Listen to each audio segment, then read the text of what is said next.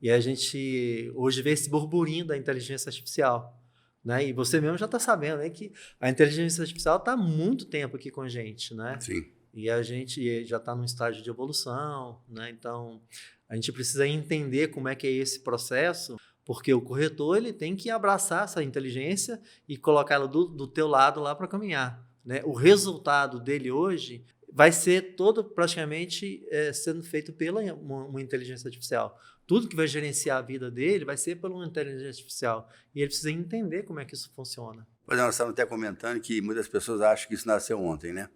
Até só como curiosidade, em 1977, a IBM lançou o primeiro computador pessoal, PC 5100, que tinha uma memória fantástica, 512 KB. Dá mais ou menos uma página de hoje, né? É isso? E ele tinha ainda algumas vantagens que foram assim fantásticas. Por exemplo, veio com um disquete flexível, cabia mais 160 KB. Depois veio com a fita externa, e ele tinha um precinho até razoável, de entre 9 e 16 mil dólares a unidade. E o fator importante é o seguinte, lá entre as configurações do computador, ele foi lançado para várias atividades profissionais, e uma delas era para o corretor de imóveis. Então, 1977. Só para a gente fazer uma analogia, contar um pouco dessa história, que eu acho bacana para a gente entender como é que funciona hoje, nesse mesmo ano foi lançada a Discovery. Então, o que nós temos que entender? Que dentro dessa nave espacial, o computador que tinha lá era o tamanho de um PC desse, com essa memória.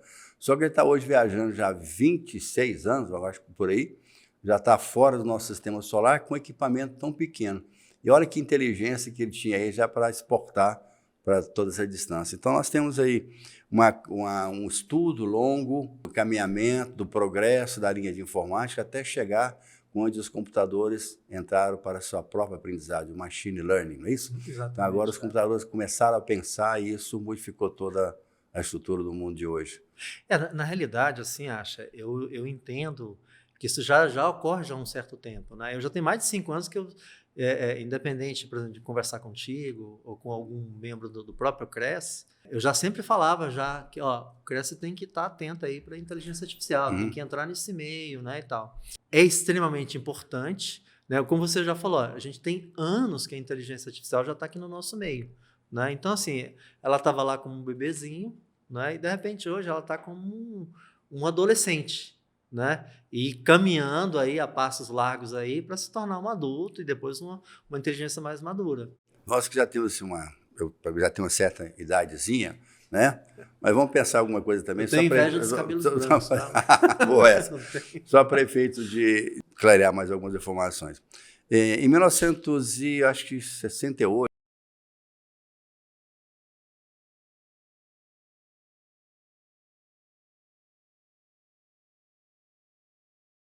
a ação da inteligência nos macacos, alguma coisa assim, que passaram a pensar, descobriram ferramentas e coisa e tal. E eu fiquei sempre com essa ideia de o que vai acontecer em 2001. Em 2001 foi lançado um filme fantástico, chamado Inteligência Artificial, até do Spielberg. E o que tinha nesse filme? Um robô. E esse robô foi para substituir um filho do casal que havia morrido, coisa e tal, só que ele passou a ter emoções, passou a ter sentimentos. E aí que entra a ideia da inteligência artificial, porque a máquina passou a pensar e passou a ter suas próprias decisões. Eu acho isso fantástico, só para fazer uma analogia para os dias de hoje, que todo mundo deveria assistir esse filme, que vale a pena, é muito interessante realmente. Viu? E o corretor de imóveis, ele precisa estar antenado com isso.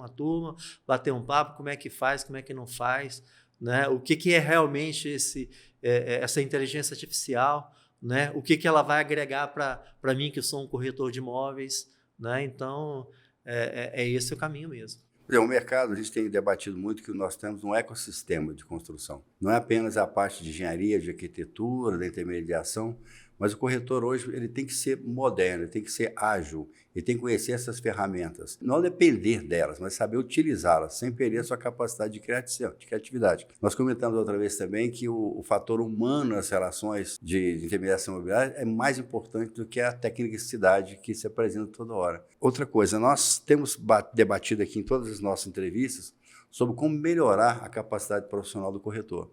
Já falamos sobre fotografia, falamos sobre mídias sociais, sobre tráfego pago, falamos sobre RH, falamos sobre metaverso. Enfim, nós estamos querendo fazer o quê? Não é ensinar isso para o corretor especificamente, vamos chegar nessa fase, mas fazê-lo pensar sobre isso, para que ele descubra, na realidade, as ferramentas que ele tem disponíveis para ele e utilizá-las em prol tanto da classe como da sua atividade profissional fim.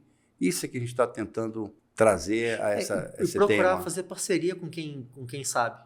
Sim, Né? ninguém vai capaz de fazer tudo. Você pode ter uma noção, de ter um entendimento, como é que é aquilo, mas às vezes a operacionalização do negócio é diferente. Aí eu visitei hoje de manhã um amigo aí, e ele chegou lá e foi me apresentar os departamentos da empresa, e ele falou, aqui é a área nossa de TI. É uma área que me atrai muito. Eu não sei, algumas coisas eu não sei operacionalizar, mas o conceito, né, de montar, até às vezes montar um fluxograma, de ver, olha, eu quero chegar até esse caminho aqui, opa, beleza. Aí, o que eu tenho que fazer? Eu tenho que procurar um parceiro que consegue sedimentar esse caminho. Né? Com certeza. O corretor de imóveis, não só o corretor, qualquer estrutura funcional, você não consegue fazer tudo, mas você tem que saber ou conhecer pessoas que sabem fazer aquilo. E ele tem que ter várias pessoas atreladas a ele para que, no fim, o negócio seja bem feito com segurança para todos. E essa inteligência artificial, como é que a gente poderia aplicá-la hoje, dentro das ferramentas que nós já temos hoje em sites, em publicidades, em pesquisa de mercado, chat GPT ou coisas por aí? Como é que você acha que você vai caminhar daqui para frente, gente? É simples, é só perguntar para ela. É verdade. Que vai ser isso. Exatamente. Você entendeu? Porque assim, a gente às vezes a gente fala assim, mas é meio complicado, eu não entendo nada de tecnologia. Ok. Hoje está muito em alta, né, o chat GPT, né, e tal, que é da OpenAI. Mas assim, ela é uma das ferramentas. Sim. Né? A Google está lançando outra, aliás, essa da Microsoft, a Apple está lançando outra. Uma chinesa também. Uma chinesa big lá também está lançando outra e tudo mais. A inteligência artificial, ela vai te ajudar a organizar o teu trabalho. Né? Então, assim, você vai fazer uma ação de marketing, de repente você pode falar, olha, eu tenho uma casa para vender em tal local. Qual é a melhor estratégia que você me fala? Pois é, até nós estávamos comentando sobre a palavra algoritmo, né? Que é um ritmo, uma sequência, uma lógica e transformada em números, em cálculos, não é isso? Como você mapeia algumas situações e transforma aquilo em ferramentas de se utilizar de pesquisa. Você vê, Elisa já era um sistema desse, a própria Alexa é um sistema desse, a Siri é uma inteligência dessa. São programas que você fala, pergunta e que ele te responde. Exatamente. Todas elas são inteligências artificiais. Só que não estavam sendo utilizadas dentro dessa nomenclatura de IA, né, de inteligência artificial. Depois, um certo grupo de cientistas se reuniram, criaram essa terminologia e passou a ser divulgada já mais comumente. Porque antes a gente falava de algoritmo. Sim. Eu trabalho numa empresa de tecnologia e lá fala, não, mas é porque o algoritmo faz isso, assim, sem assado e tudo mais, né, e tal. Hoje não, hoje todo mundo está falando, porque é uma inteligência artificial, e realmente é isso, né?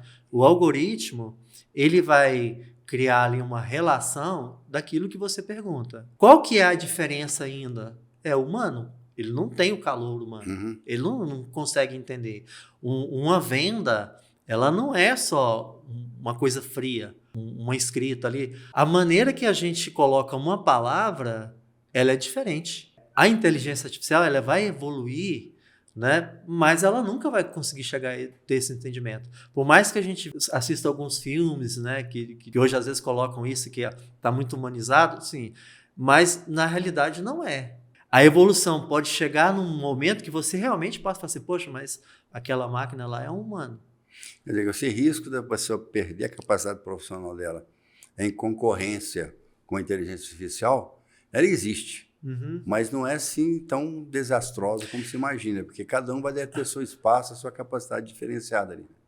A gente está num período de muitos empreendedores. Né? E qual a característica principal do empreendedor? É a comunicação. E essa comunicação é saber lidar com as pessoas. Né? Eu posso montar um texto e tudo mais. Você é um músico, você toca violão. E tem 2 tipos de cara que toca violão. Tem um cara que toca violão e tem um cara que toca o violão. Né? Você olha assim pro cara, pô, aquele cara lá, aquele é diferente, né? Parece que o som sai diferente. Verdade. Né? E o outro você fala assim, é burocrático. Né? O mundo profissional, ele é assim. Né? Se de repente você fala assim, poxa, mas aquele cara de repente tem até mais conhecimento do que o outro. Mas por que o outro vende mais? É porque até que a gente comenta que uma cultura, um conhecimento parado é uma biblioteca com livros fechados.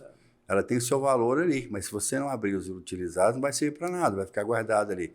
Então, a pessoa sabe diferenciar conhecimento de inteligência, de sensibilidade, essas coisas são próximas, mas não tem que aprender a separar uma da outra. Né? Esses chats GPT, essas inteligências artificiais, o que eles vão fazer?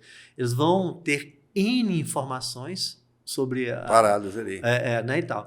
E aí, quando você pede uma sugestão, na realidade vai ser assim, ainda vai ser olha, eu queria uma sugestão disso. Né? Eles vão te encaminhar. Eu quero um plano de marketing para isso daqui. Eu queria uma descrição do imóvel. Eu queria uma coisa... Né? Então, assim, ele vai te colocar aí, você vai revisar se está dentro do teu contexto ou não. Né? Mas para que eu chegue nesse estágio, eu preciso também estudar muito. Quer dizer, o grande perigo é a pessoa aceitar como verdade um texto que foi criado artificialmente e ele tem que entender se aquilo realmente está coadunando com o que ele imagina, senão você pode estar criando aí um problema mais sério. Uma fake news, alguma outra coisa. Né? Tanto quando se fala em auxílio jurídico, né? Ele trava. Né? Algumas coisas ele fala que não pode mexer porque ainda não está preparado para isso.